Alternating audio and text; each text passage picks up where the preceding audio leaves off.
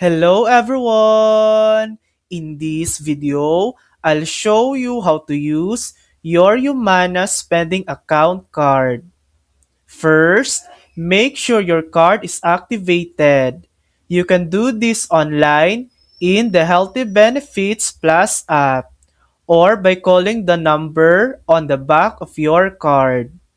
Once activated, use it like a debit card at participating stores, including grocery stores, pharmacies, and other approved retailers.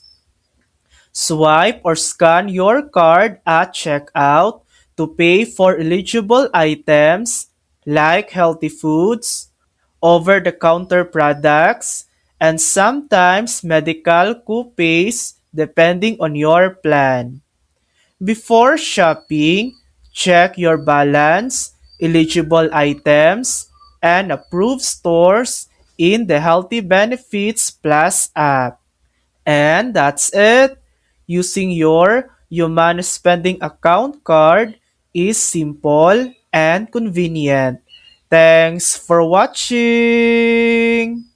If this video helped you, please like and subscribe for more helpful tutorials.